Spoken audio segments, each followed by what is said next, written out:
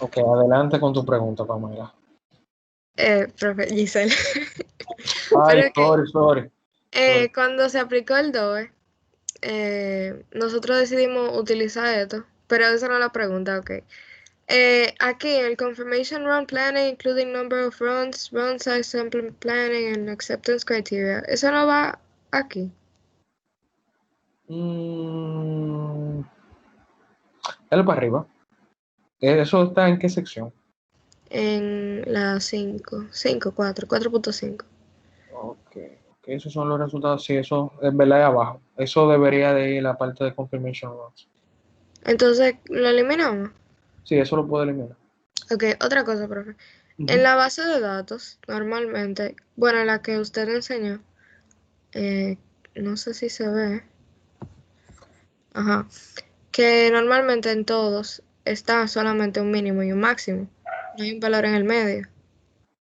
Ok, Entonces, yo le puse no aplica, pero yo quería eliminar la columna, pero como no se podía dañar el formato, por así decirlo, no sabía qué hacer.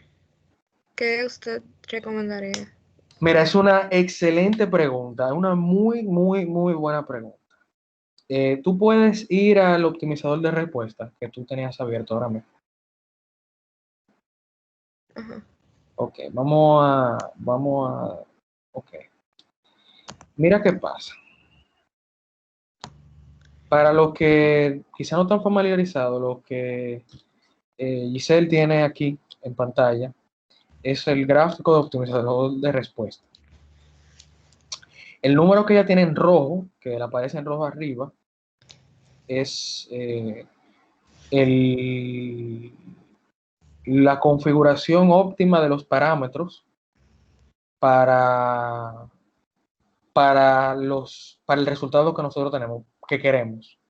Por ejemplo, nosotros tenemos una salida que es un ancho de sellado y una desviación estándar. Entonces, Giselle, tú lo pusiste, ¿verdad? ¿Cómo tú lo configuraste, el optimizador? Yo puse maximizar el ancho y minimizar la dispersión estándar. Excelente. Entonces, Minitab lo que le está diciendo ahí es que para lograr ese objetivo necesitamos eh, el vacío, el vacuum time, ponerlo en 8, el sellado lo necesitamos poner en 9 y el cooling lo necesitamos poner en 4. Entonces, fíjense que él está diciendo que el vacuum time está al mínimo, el sealing está al máximo y el cooling está al máximo también. Ese es lo que se le llama la configuración óptima o nominal. Y ese número, esa configuración que ustedes ven ahí, es la que se pone en el centro. Vuelve, please, Giselle, Ujú. a la plantilla. Esa que dice nominal ahí, nominal es una forma de decir óptimo. Siempre cuando ustedes vayan a la práctica, ustedes van a ver que le dicen, ah, no, ¿cómo está corriendo la máquina? Nominal. Nominal quiere decir que está en los parámetros óptimos. Cuando se usa diseño de experimentos, esa es la forma de encontrar el nominal, optimizando la respuesta. Cuando no se usa diseño de experimentos, lo que se hace es que se utiliza diseño empírico, por ejemplo, todos los parámetros máximos, todos los parámetros mínimos, se selecciona como nominal el centro de los dos. Se asume, por ejemplo, que máximo y mínimo son las peores condiciones de las dos salidas y que el centro asegura más o menos la estabilidad. Lo ideal no es que se haga eso, lo ideal es que se haga un diseño de experimento y se encuentre la configuración óptima o, o lo que se le llama nominal. Entonces, miren que otra cosa. Eh, déjame ver. El low y el high que están ahí, yo creo que Giselle puso exactamente los mismos parámetros que estaban en el diseño de experimento. Ujú. Eso está bien, pero nosotros podemos cerrar las ventanas de parámetros, la podemos hacer más estrecha, porque ya no, recuérdense que el propósito del diseño de experimento es tratar de entender cómo corre el proceso de manera más óptima. Entonces, si tú vuelves por favor a Minitab, ya nosotros sabemos que el vacuum time, mientras más bajito, mejor. Entonces nosotros pudiéramos poner como low o mínimo el mínimo que podamos correr en el proceso, quizás no lo mismo 10 segundos, máximo, perdón, me confundí. Cuando empezamos el diseño de experimento, no conocíamos el proceso, ustedes no sabían cuál era el mejor vacuum time. Luego de hacer el diseño, saben que 8 o el mínimo es el mejor vacuum porque asegura mínima desviación estándar y el más alto ancho de sellado. Entonces, lo que nosotros podemos hacer es que para un OQ, que es lo que vamos a ver ahora, por eso me interesaba aclarar dudas del Characterization Study ahora, antes de hablar de OQ, nosotros podemos arrancar cerrando esos parámetros. En lugar de nosotros volver a probar 10, nosotros podemos decir, mira, ¿tú sabes qué? Yo voy a correr la máquina en 9 o en 8 o en 9 y medio. Porque en 10, por ejemplo, puede ser que yo cumpla con la especificación. Pero yo quiero reducir ese riesgo, quiero correr lo más cerca de lo óptimo, quiero que el proceso corra lo más óptimo posible, entonces nosotros vamos a cerrar esa ventana. Tú puedes darle doble clic, por favor, a la gráfica. ¿Cómo que? Ah, ok, ya. Exacto. Entonces, mira qué ocurre. Déjame ver si me deja.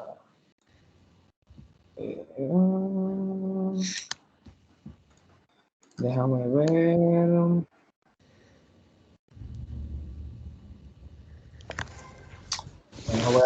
Pensaba que podía tomar el control de aquí. Pero mira, tú ves la línea que está en el vacuum time, la línea roja. Ajá. Dale clic y arrástrala hacia la derecha. No la tiene que arrastrar tanto, no, pues solamente un poco. Sorry. Fíjense, entonces miren qué pasa. Vieron que el gráfico cambió totalmente. No se parece al que está atrás.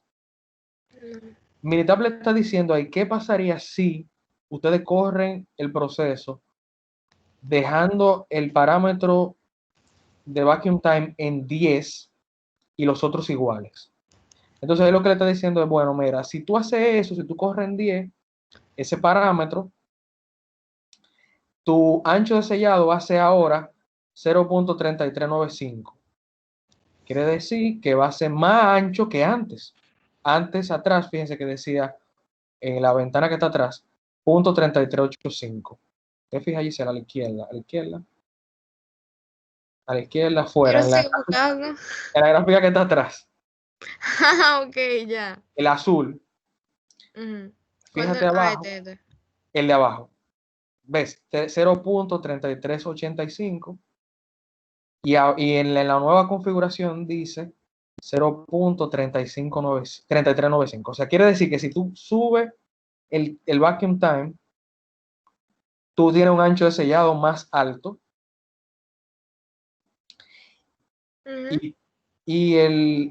pero la desviación estándar de este caso, en este caso, bueno, baja también. O sea que teóricamente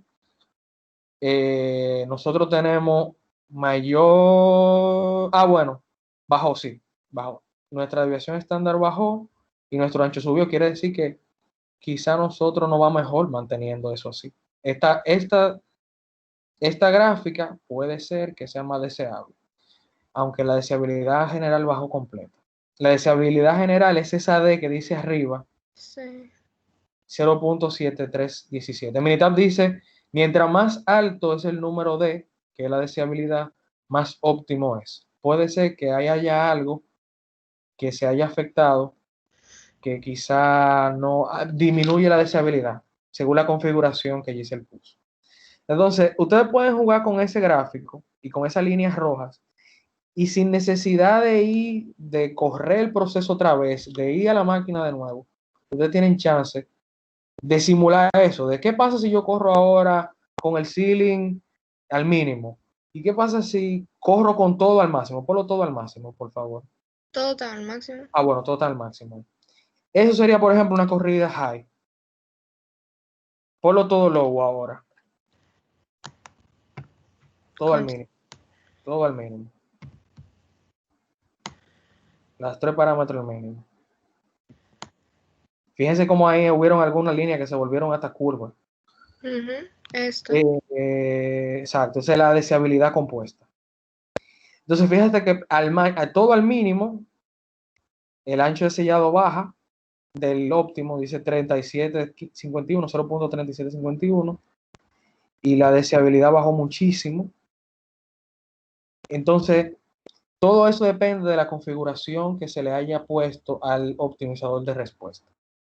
Si al optimizador ustedes le dicen, yo quiero minimizar mi desviación estándar, quiero maximizar mi ancho de sellado, incluso hay otros puntos, cierra esa ventana, Giselle, para enseñarle esto que me interesa antes de pasar a lo próximo. Ve por favor a Data, como si tú vas a ser el optimizador de respuesta, no Data, perdón. El optimizador de respuesta está aquí. Sí, exacto. Factorial, Response Optimizer. Exacto. Entonces, dale a donde dice Options.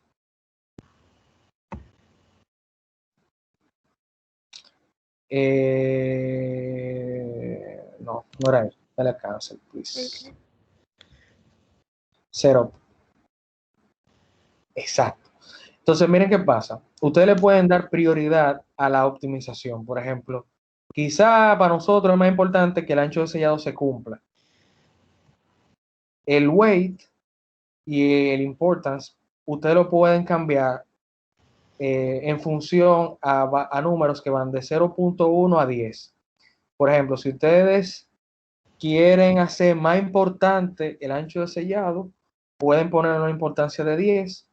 Y si quieren hacer menos importante la desviación estándar, pueden bajarla hasta 0.1.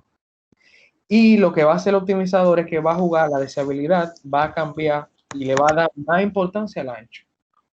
O viceversa, si quieren hacerlo, por ejemplo, con la desviación estándar, darle más importancia a la desviación estándar, porque a lo mejor el ancho de sellado se va a cumplir como sea, usted también puede jugar con eso. Y ahí ustedes pueden tener y dependiendo de sus objetivos, pueden tener diferentes resultados y crear un proceso incluso más robusto todavía. Pueden hacerlo, por ejemplo, que tenga una desviación estándar al mínimo total, siempre y cuando evidentemente se cumpla con el criterio de aceptación deseado. Ahí fíjate, Giselle, que ahí dice que la desviación de estándar dice maximize, está al revés. Corrige, creo que eso hay que corregirlo al alcance, la verdad. Sí. Eso te va a cambiar tu gráfica. Sí. Lo puedes en 1. O sea, si no quieren jugar con eso, está perfectamente. 1 es el valor estándar. Pero si quieren jugar con la data, a ver qué pasa, pueden hacerlo. Siéntanse libre de hacerlo. Dale OK para ver el gráfico que te va a sacar. Dale OK.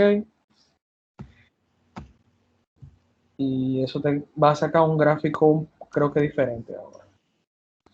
8, 9 y 2. Ah, bueno, mira, fíjate que el cooling te cambió. Sí. Entonces, es importante cómo configuran el optimizador de respuesta.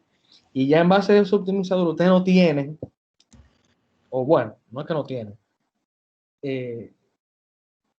tienen la flexibilidad de poder jugar con el proceso sin necesidad de correr la máquina. Pueden hacer 1000 escenarios. Imagínense que hubieran 10 parámetros diferentes. Ustedes pudieran empezar a jugar con los parámetros en un modelo matemático y tratar de, antes de ir a gastar material, tiempo, seteo y todo ese tipo de cosas, poder lograr ese tipo de análisis. Es el poder de la caracterización de proceso. Profe, una cosa.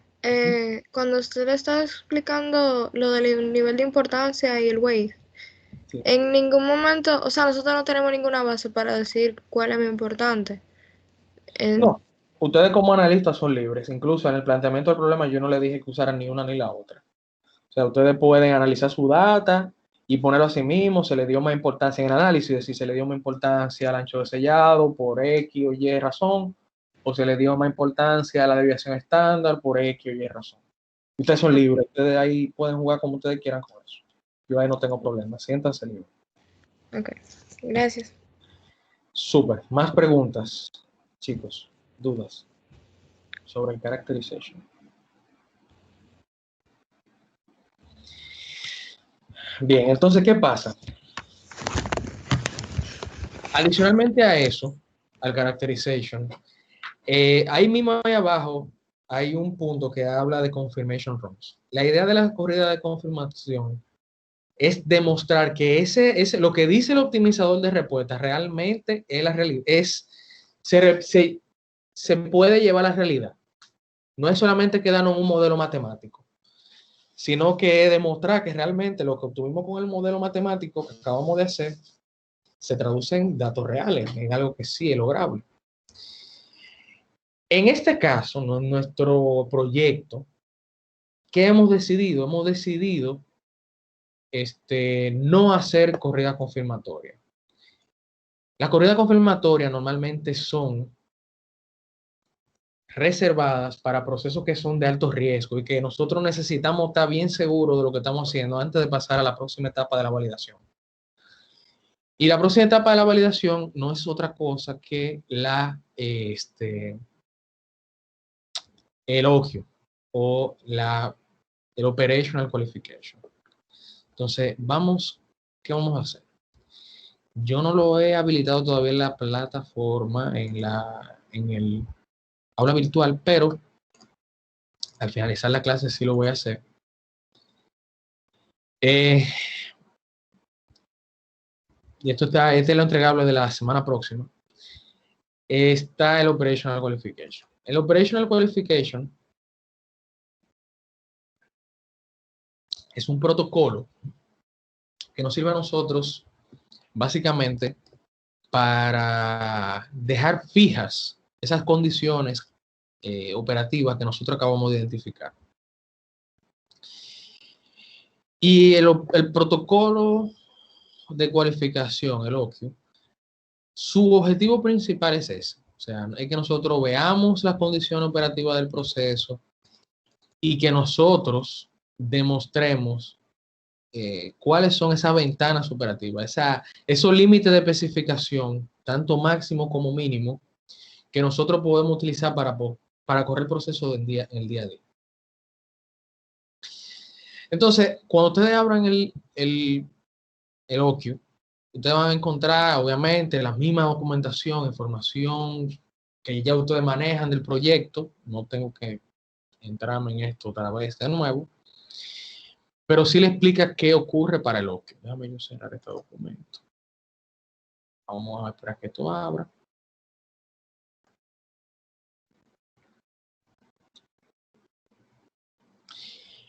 Y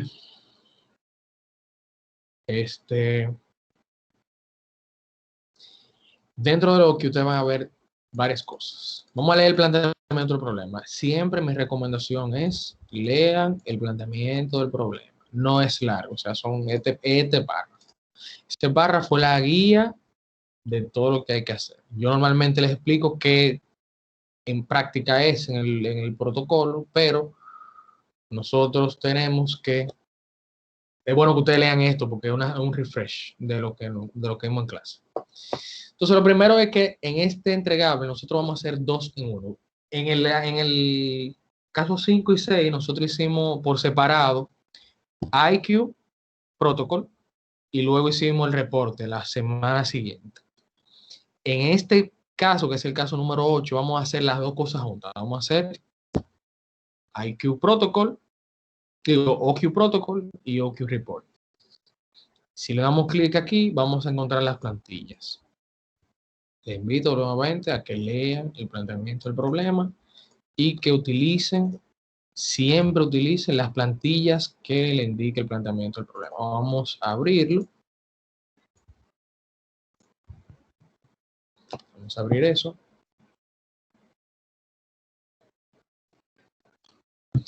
Y aquí tenemos nuestro protocolo. Este es el protocolo de OQ, misma presentación, muy similar a la que ustedes ya han visto antes. ¿Y qué vamos a ver aquí? El protocolo consta de las siguientes secciones. Aquí ustedes van a ver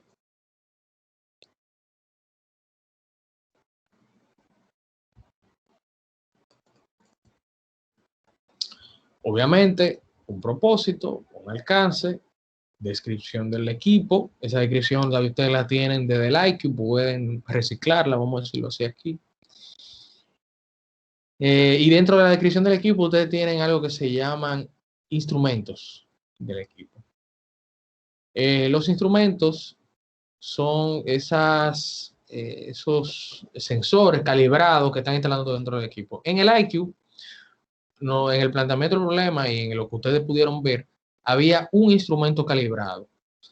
Y pueden abrir su IQ y ver que ese instrumento controlaba era un temporizador, un timer. Y ese timer tenía un ID llamado CAL CAL 000.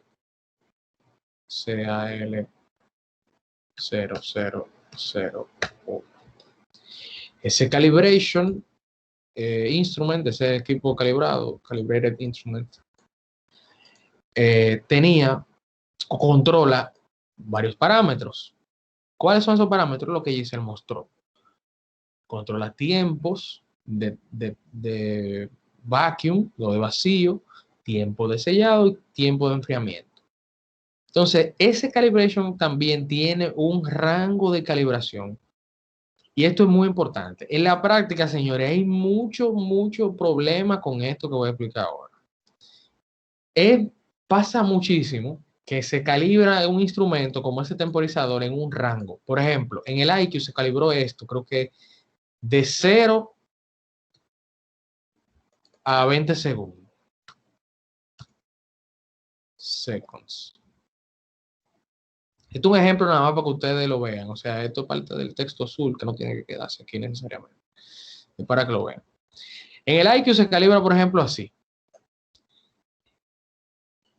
¿Y qué pasa? A veces cuando se calibran en el IQ los instrumentos, no se sabe a ciencia cierta cuál es el parámetro óptimo que se va a utilizar en la operación normal o cuál va a ser el nominal. Entonces, ¿qué pasa mucho? Que no debe pasar es que se utilice un rango calibrado y que ese rango calibrado esté fuera o no cubra el rango operacional del proceso. Por ejemplo, si ustedes tienen un manómetro que fue calibrado de 0 a 100 PSI, en el OQ ustedes no pueden decir que el proceso va a correr a 150 PSI. ¿Por qué? Porque el instrumento que se está usando para monitorear, ese manómetro que se está usando para monitorear una presión de aire o una presión de algún otro fluido, no está calibrado, no está certificado para medir hasta ahí. Y las lecturas que ustedes tengan por encima de 100 pueden ser erróneas. Entonces, siempre el rango del proceso debe de estar cubierto por el rango de la calibración. Si al momento en que se elabora el OQ, ustedes se dan cuenta que está pasando esto, eso es un evento o una no conformidad. ¿Y qué se hace? Bueno, probablemente se hace lo que diga, obviamente, el procedimiento de calibración de la empresa y hay que calibrar o recalibrar este instrumento otra vez para llevarlo a que cubra el rango esperado. Entonces, busquen dentro de los documentos del IQ ese récord, esa evidencia de calibración y confirmen a ver si cubre el rango calibrado que se estableció en la caracterización. Si lo cubre, bien, lo ponen aquí en el calibration range y aquí ponen el process range. Si no lo cubre, si está fuera, eso es un evento, eso va al final del protocolo en la sección de evento y no conformidad. Y aquí va la calibración, la fecha de calibración, el formato que hemos acordado siempre. Entonces, esto es solamente de referencia, lo pueden eliminar y llenan su tabla. Más abajo están los productos dentro del scope o en el alcance. Esos productos son los que hemos definido también en el planteamiento del problema, un poco más para arriba, que son los productos que pertenecen a la familia Ethylon. Ay, no, perdón, no son estos. Están en la especificación del producto, que eso es lo que mírenlo aquí, el Product Quality Specification. Ustedes lo pueden abrir y ahí se va a encontrar la lista de los SKU relacionados a esta familia. Lo podemos abrir y ya ustedes pueden hacer su respectivo vaciado de esa información ahí. Normalmente en la práctica esto lo definen ustedes. Ustedes como dueño del proyecto saben qué productos se cubren la familia y esos productos están también referenciados dentro del Validation Master Plan. Entonces ustedes pueden tomar esos documentos de referencia para llenar el protocolo de OKQ. Aquí habla de cuáles son esos SKU, la descripción y la fecha de efectividad de la especificación, que es esta misma que acabamos de abrir. Esta es la fecha, esta es la especificación, ahí está su fecha de efectividad, como le había dicho antes, con su revisión y todo.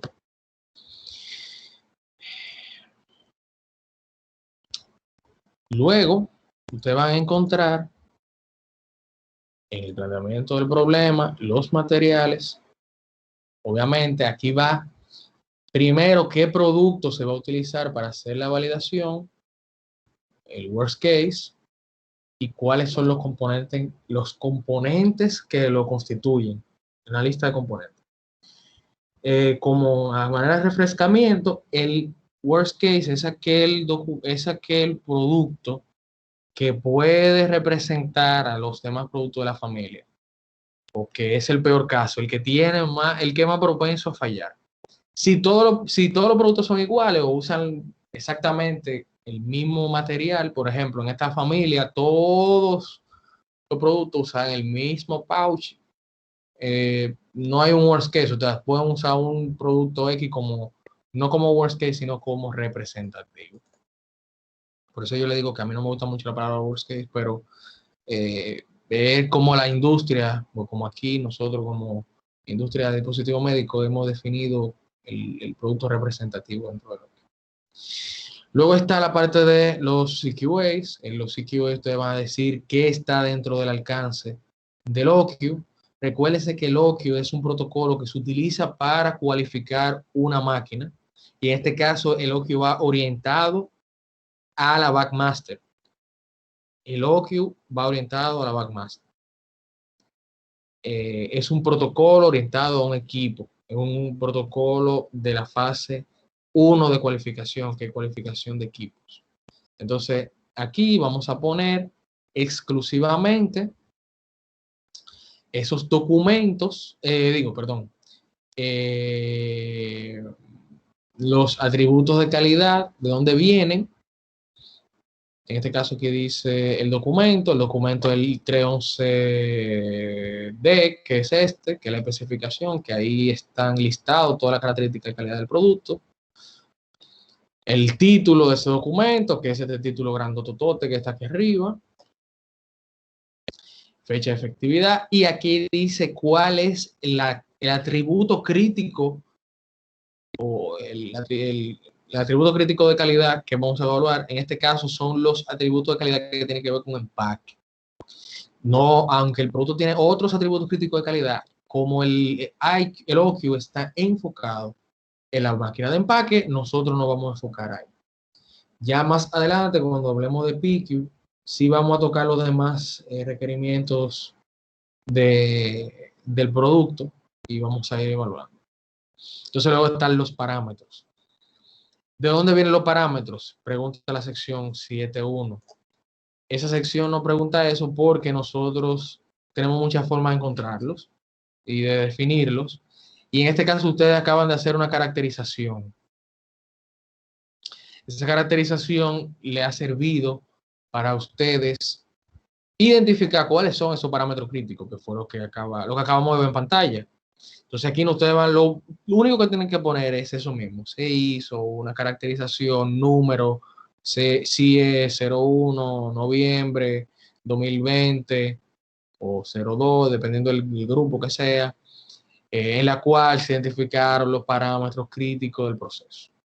Si, por el contrario, no se hizo un Characterization Study, por ejemplo, si están usando los mismos parámetros de otra máquina, que sí fue caracterizada previamente, también se puede aplicar en esa sección. En este caso, basta con referenciar la Characterization Study. Entonces aquí van los parámetros críticos. En el Characterization Study ustedes tenían dos cosas, parámetros críticos y set points. Aquí solamente van cuáles son los parámetros relacionados al equipo que son críticos. Los set points no pertenecen a esto porque esos set points no afectan el modelo. Si hicieron el análisis del factorial, probablemente hubo uno o dos factores que no afectan la salida, entonces no vale la pena ponerlo aquí, sino que solamente tienen que poner esos que son críticos y cuáles son los intervalos en los cuales ustedes quieren correr el proceso.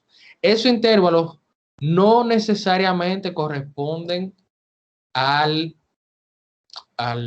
lo que nosotros estudiamos la caracterización, porque nosotros en la caracterización arrancamos con unos parámetros, vamos a decirlo así, amplios, más abiertos. Ustedes pueden sugerir parámetros un poco más estrechos dentro de la misma ventana de parámetros y con el modelo que ustedes tienen. Por ejemplo, si 10 segundos es mejor que 8 segundos, el low no tiene que ser 8 segundos, puede ser 9.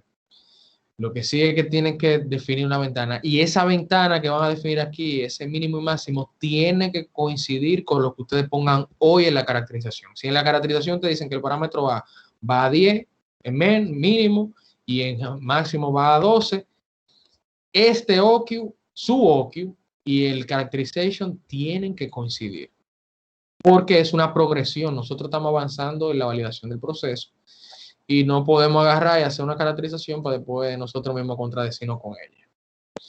Entonces, importante, hay mucho cuidado con eso, con esos parámetros ahí que van a poner. Entonces, más abajo está la definición del OQ, de en qué consiste. Número de corridas, target del proceso, por ejemplo, a nivel de parámetros, tamaño de muestra. Si aplica, hay procesos que necesitan condiciones ambientales específicas. ¿Se acuerdan de los ruidos en la caracterización? Por ejemplo, un ruido puede ser la temperatura del cuarto o, por ejemplo, alguna condición ambiental de iluminación, de lo que sea. Entonces, en ese caso, nosotros tenemos que definir eso.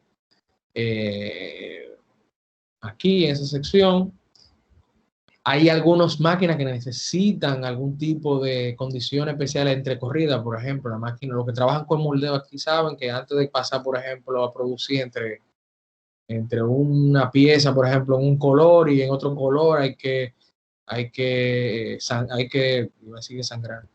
La máquina debe ser purgada y hay que eliminar ese material y correr X cantidad de unidades y después que nosotros tenemos el color nuevo. Entonces, esa condición que debe ocurrir entre una corrida y la otra debe ser descrita. En el caso de la Backmaster, una máquina bien sencilla, no necesita ese nivel de detalle, pero sí es para que ustedes lo tengan, hay que definirlo como parte del protocolo. Y adicionalmente,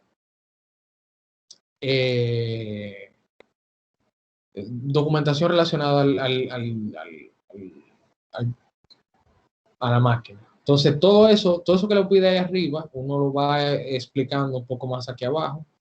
Uno lo va explicando, por ejemplo, aquí abajo, ustedes van así en párrafo, diciendo que se van a correr 3 corridas, eso está aquí en el planteamiento del problema, auxíliense el de él.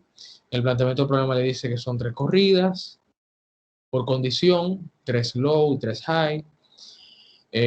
Se van a utilizar tolerance interval para analizar la data. Se va a usar el success run theorem para analizar data atributo. Tolerance interval para data continua y success run theorem para data atributos. Y se va a documentar todo eso aquí arriba. Aquí se pone toda esa información y se pone el nivel de confianza para la corrida. ¿Qué nivel de confianza vamos a tomar? Vamos a utilizar un nivel de confianza del 95%. Eso creo que también está en el planteamiento del problema. A ver si está aquí. A ver, master. No, el planteamiento del problema no lo dice, pero el confidence es 95%. Anótenlo ahí. Ese realmente no lo puse ahí, pero eso es lo que va. Luego está la parte de limpieza de línea. Normalmente cada una de las corridas en la práctica se hace una limpieza del área para asegurar que no haya mezcla de material y que se están, por ejemplo, cambiando los parámetros adecuadamente. Señores, miren, pasa muchísimo. Esto suena tonto y de lo que ustedes quieran, pero suele pasar que, por ejemplo, ustedes agarran, hacen una corrida 1 high. 1 high quiere decir, por ejemplo, parámetro A en 10, parámetro B en 5, parámetro C 8. Vamos a suponer, esos son los high. Vamos a llenar esto aquí. Esto no le voy a dar formato por razones de tiempo, pero ustedes más o menos entienden la idea. Fíjense que aquí hay una fila que dice N. En un OQ se pueden hacer N cantidad de corridas. Hay empresas que nada más hacen 3, hay empresas que hacen 1, hay empresas que hacen 6. Eso cada empresa lo define en su procedimiento. Entonces aquí lo voy a eliminar. Voy a eliminar esta de aquí abajo. Y voy a poner, por ejemplo, el mínimo. Vamos a suponer que sea low 6, 3, 5. Miren, y resulta, yo le decía que era un poco tonto. A veces nosotros vamos a correr la 1 high. Corremos la 1 high con esos parámetros. Corremos la 2 high en esos parámetros. Corremos la 3 high en esos parámetros. No vamos a break. No vamos a comer, almorzar, lo que sea. Y cuando volvemos, encontramos que ya se está corriendo la corrida 2 high, 2 low, y no se cambiaron los parámetros. Entonces, es muy difícil cuando cada corrida de esas son 300 piezas, 500 piezas, 1000 piezas, y ustedes la corrieron con unos parámetros que no eran. Entonces, la idea del line clearance es esa, es que cada vez que terminamos una corrida, sacamos del área todos esos materiales que no sirven, o bueno, todos los materiales que estaban en proceso, limpiamos, sacamos la identificación de corrida pasada para virtual mezcla, seteamos parámetro nuevo y a la carga otra vez. Empezamos de nuevo con la siguiente corrida hasta que vamos terminando. Entonces eso se llena como parte de las cosas, de las corridas, como parte de la limpieza de línea. Y finalmente tenemos aquí la sección 8, la definición de los CQAs. Ya obviamente la descripción del atributo, el tipo de test, si es visual, dimensional o una prueba específico, eso lo van a encontrar aquí. Fíjense el tipo de inspección de aquí abajo. Bueno, son visual y en este caso es dimensional. Vamos a abrirlo aquí. Bueno, siempre yo le digo que lo descarguen. Descárguenlo.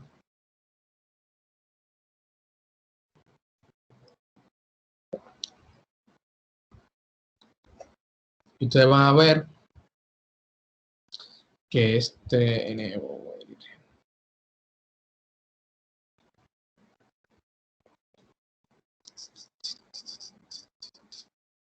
mira, por alguna razón los AQL de esta nota lo tengo que arreglar esto. Pero estas son evaluaciones dimensionales. Y en ese caso, ustedes tienen que poner y si es dimensional. En esta tabla, la 831, van las pruebas atributos. Quiere decir que esta prueba que está aquí, esta es una prueba visual que por alguna razón no dice el tipo, pero es una prueba visual. Y esta es una prueba de tipo dimensional. Entonces, En la sección 831 ponemos las pruebas que son de tipo atributo, o que generan data pasa y falla. Por ejemplo, que el empaque no tenga daños. Ponemos la cantidad con la que vamos a aceptar o rechazar la muestra. En este caso, como vamos al Success from Theorem, vamos a aceptar con 0 defectos, vamos a rechazar si encontramos uno o más, y el tamaño de muestra. El tamaño de muestra que vamos a utilizar, señores, es de 299 unidades. Ese tamaño de muestra lo vamos a poner aquí arriba. Me pasé, me fui muy rápido. En la sección de aquí de Run Condition tenemos que poner el tamaño de muestra. Para calcular el tamaño de muestra van a utilizar el Success from Theorem. Eso está, recuérdense, en la clase que vimos sobre herramientas estadísticas, que ustedes está en la plataforma, en el aula virtual. El grupo, me parece que fue el grupo 3, explicó cómo hacer eso, de una fórmula para calcular el tamaño de muestra. Y para eso nosotros lo que vamos a utilizar es, para calcular el sample size, voy a quitar un poquito de suma a esto. Vamos a utilizar, aquí abajo, fíjense que dice Success from Theorem, vamos a indicar, usar un confidence interval, confidence y un reliability. Reliability o coverage. Lo que son del grupo 3 recordarán que hay una fórmula. Hay dos fórmulas, una es con 0 defectos y una es con más de un defecto. El confidence que vamos a usar, como le dije, será de 95%. Y el reliability que vamos a utilizar es igual a un 99%. Entonces, con esas dos informaciones y sabiendo que vamos a aceptar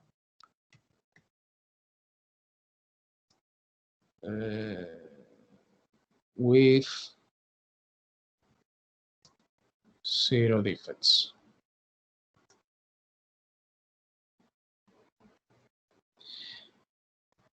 Vamos a la fórmula, hay una fórmula para eso, y le va a dar el sample size. Ustedes lo van a calcular y lo van a poner ahí. La última columna que dice son defectos por corrido. Eso se lo voy a explicar ahora. Más abajo está la parte de data continua, en que es el caso de la evaluación dimensional. Aquí ponemos la descripción, la parte dimensional y el sample size que vamos a utilizar. El sample size que vamos a utilizar en el caso de los tolerance intervals, la recomendación tanto del manual de estadística aplicada, del NIST, siempre que usted haga un tolerance interval, deberían de tener por lo menos 20 datos, pero se puede construir un tolerance interval a partir incluso de 2 datos. O sea, con 2 piezas ustedes pueden calcular su tolerance interval, pero lo recomendable es que tengan por lo menos 20. ¿Qué se hace normalmente en la práctica? Que se miden la misma cantidad de unidades que se sacaron para pruebas de atributo. Por ejemplo, si en atributo ustedes sacaron para medirle, por ejemplo, para ver si el empaque está roto, sacaron 300 piezas. Normalmente se hace una evaluación dimensional esa de 300 piezas. Y en base a eso se calcula el tolerance interval. Entonces, aquí, fíjense que le dice cuál es el límite de especificación y se le pide el lower tolerance interval y el upper tolerance interval. En este caso, ustedes tienen una data que es solamente de una sola cola, por lo tanto, el máximo no va a aplicar. Pero los atributos que tienen 2 colas o que tienen 2 límites de especificación, te van a tener que calcular un límite inferior, un límite superior. ¿Cómo hacer el proceso del análisis? También el video que vimos o la clase que vimos de herramientas estadísticas, me parece que eso fue el equipo número 2 o el 1, habló sobre tolerance interval. Le invito ahí a que refresquen ese tipo de análisis porque lo vamos a utilizar. Y hasta ahí ese es el protocolo. Entonces, ¿cómo nosotros, de dónde vamos a obtener la data para esto? ¿Y de dónde vamos a obtener la data de la cantidad de efectos? Vamos a ir al planteamiento del problema. Y en el planteamiento del problema, ustedes van a ver que les dice que aquí está la data continua, que en realidad si ustedes abren eso, le tienen la raw data, le dice los resultados, tanto de prueba dimensional como de pruebas atributos. Fíjense que aquí dice, en cada corrida, para que esto cargue, le dice el CQA1, que es el seal width, y los valores, y el CQA2, y si pasó o falló. O sea, si cuando lo inspeccionó el inspector encontró que estaba bien o estaba mal. Entonces ahí ustedes tienen la data para hacer el summary report.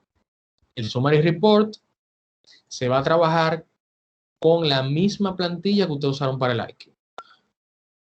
Hay empresas que consolidan sus plantillas, como vimos en el IQ, que ese summary report nos sirve a nosotros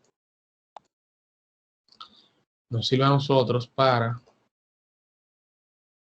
reportes de cierre, de IQ, de OQ, de PQ, en función a lo que necesitemos. Entonces vamos a abrir la plantilla y ustedes se van a dar cuenta que aquí ustedes van a ver, obviamente, ya refrescando un poco lo trabajado en las últimas semanas, ustedes van a ver el sumario, ¿verdad? En este caso, este OQ del equipo X ha sido completado. Equipo con su número de ID, muy importante. Ha sido completado de acuerdo a lo requerido por el protocolo, todo lo demás, bla, bla, bla. Entonces, aquí fíjense que dice, si el protocolo es para un IQ, vamos a eliminar esta sección, eliminan esta parte de aquí. Y se quedan, bueno, desde aquí, desde aquí arriba hasta aquí, y se quedan con esto. Entonces, fíjense que aquí dice, la máquina ID ha sido evaluada para demostrar que produce los part numbers siguientes. Aquí ahí pone la lista de los part numbers. De acuerdo a los requerimientos indicados en la especificación IN311D, fecha tal. La siguiente tabla indica el batch number, el número de lote de cada una de las corridas y el run size. César, no hemos visto batch number. No. Normalmente el batch number se utiliza, o el número de lotes se utiliza en lotes comerciales, en los PQ. En los OQ normalmente no se utilizan lotes comerciales y por lo tanto no utilizan un batch. Pero no quiere decir que no se pueda. Puede ser que bajo ciertas condiciones se necesita hacer bajo un batch. Y el tamaño de corrida. El tamaño de corrida es normalmente igual o mayor al tamaño de muestra, así que pueden ponerlo ahí. No es buena práctica nosotros utilizar el mismo tamaño de corrida, o sea, hacer el tamaño de corrida y el tamaño de muestra igual. Eso no es lo recomendable. Lo recomendable es que ustedes hagan un tamaño de corrida superior al tamaño de muestra y ese tamaño de corrida sea suficiente para que ustedes puedan ver variación del proceso. O sea, que ustedes puedan dejar que el proceso corra en cada condición. Por ejemplo, en las tres condiciones de low, que corra suficiente pieza y que de toda esa pieza que sacamos, que corrimos, saquemos una muestra representativa que tenga pieza, que pudiera tener pieza buena, pieza mala. Y que se vea toda la variación, no de tipo, de la variación de proceso, se me fue el concepto, variación atribuible, no atribuible, fuente de variación, exacto. Y básicamente eso es lo que vaya. Aquí esa tabla ustedes la van a modificar, van a poner la cantidad de corridas sus máquinas, sus parámetros, los rangos y el nominal. Fíjense ahí donde habla de nominal de nuevo. Resultados. Esta sección no aplica porque se utiliza para el IQ, como ustedes ya lo utilizaron. Y aquí abajo, esta es la que van a utilizar, que son cada una de las inscripciones de los CQAs, tamaño de corrida, resultados esperados y resultados obtenidos. En la parte de el sample, el tamaño muestra que yo les dije cómo calcularlo ya. En los resultados esperados es que se espera. En el caso de la prueba de atributo, esperamos, no defectos. O sea, te van a analizar su data. Si encontraron defectos, van a poner la cantidad de defectos que observaron. Y aquí los que se esperaban, que eran 0. Y si pasa o falla. Si se falló el criterio, es el criterio de aceptación, se pone fail. Si no, pass. Aquí, bueno, esta es la parte esta es la parte de datos atributos, esto es para datos continuos. Y finalmente está la sección de no conformidades, que aquí ustedes llenan con cualquier no conformidad encontrada en el proceso. Debajo de esta tabla importante, yo espero que ustedes hagan el análisis de tolerancia interval y lo pongan aquí abajo. O sea, la data que vimos aquí, ustedes la van a exportar, la van a llevar a Minitab, hacen su tolerancia interval de una cola y ponen aquí abajo sus resultados para que se sepa de la procedencia del análisis. Y ahí terminó el OQ. Ese es el OQ como tal. La misión de ese documento es certificar que nuestro proceso realmente es capaz de correr en los rangos previamente establecidos por nosotros y que es estable y que en corrida ya de más larga duración nuestro proceso se mantiene en control. Preguntas, chicos, sobre el OQ o sobre alguna otra cosa. Dudas, sugerencias.